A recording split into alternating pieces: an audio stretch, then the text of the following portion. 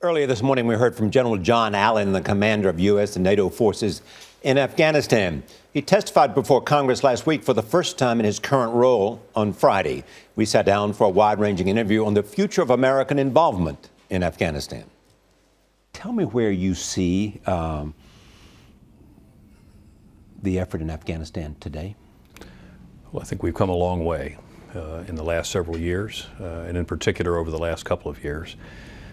We're seeking to move the Afghan National Security Forces ultimately into the lead as our partners in this counterinsurgency. And piece by piece, the terrain of Afghanistan, the people of Afghanistan, secured by the security forces of Afghanistan, will continue the progress of moving towards full transition. Many people look at the relationship on that question and say there's corruption in that government.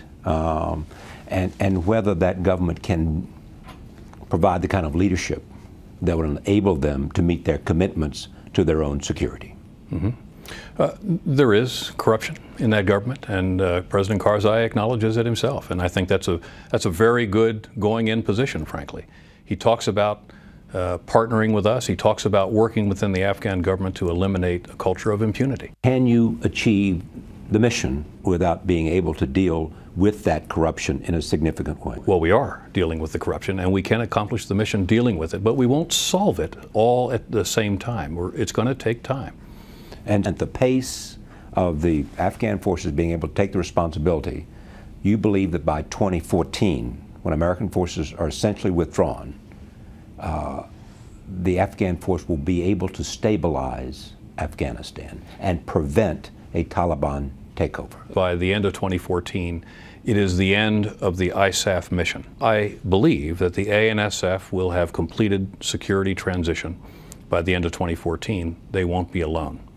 We will still be there in some number, to be determined, which will continue the process of the professionalization of the Afghan National Security Forces and the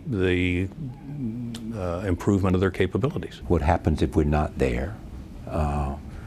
And is it possible that this is a place that Americans shouldn't be dying for somebody else? This mission is essential in ways that perhaps in other conflicts have not necessarily been apparent.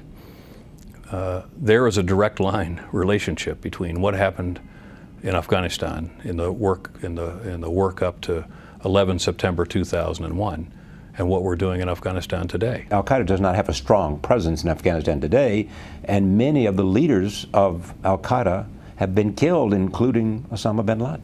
It remains a virulent organization, even in small numbers, because the planning doesn't necessarily facilitate, doesn't necessarily require large numbers of people to execute. The execution could come from somewhere else.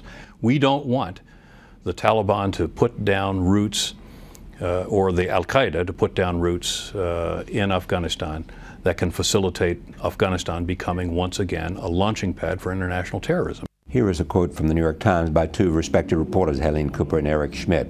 Quote, "The Obama administration is discussing whether to reduce American forces in Afghanistan by at least an additional 20,000 troops by 2013, reflecting a growing belief within the White House that the mission there has now reached the point of diminishing returns." I've had no indications from the administration that they desire a particular number in the aftermath of my mission, which will be to return the 23,000 troops, the remaining surge troops, by the end of September of 2012. What do you worry about the most? I worry that the complications from these recent events can distract us from the larger strategic imperative of this campaign. We have seen that while the relationship may have been bruised in these events, the relationship has not been broken. Characterize what bruised means. There has been no call for the severing of the relationship between the United States and Afghanistan. We have to demonstrate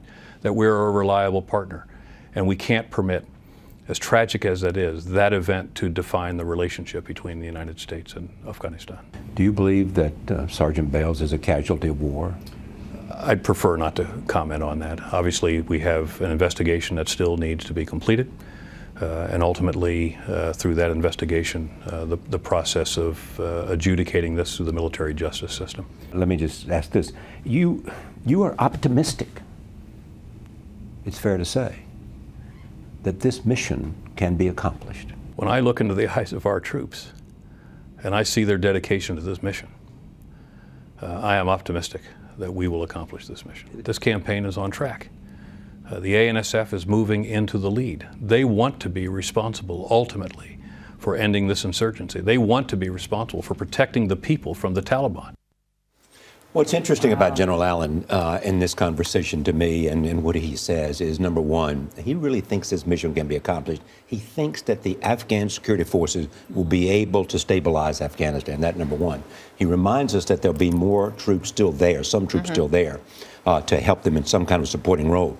The more important thing, he says, is that he will make a recommendation to the president in September, after looking at what's happening on the ground, as to whether there'll be a further drawdown beyond the 68,000 who will be in place after they take the 20,000 from the surge. It's amazing and it's so interesting to hear what he has to say. As you mentioned, he's so positive, and interesting to hear what he has to say too, because there's so much concern about whether or not the Afghans are in fact ready. That is the question, as to whether the Afghans will be. And that's where the debate is. After this long, after 10 years of war, will the Afghans be able to do it on their own? And if they are not, is there anything that we can do between now and then? And a lot of that test coming up, because we are now entering as what's known as the fighting season in Afghanistan. Charlie, great stuff. Thank you.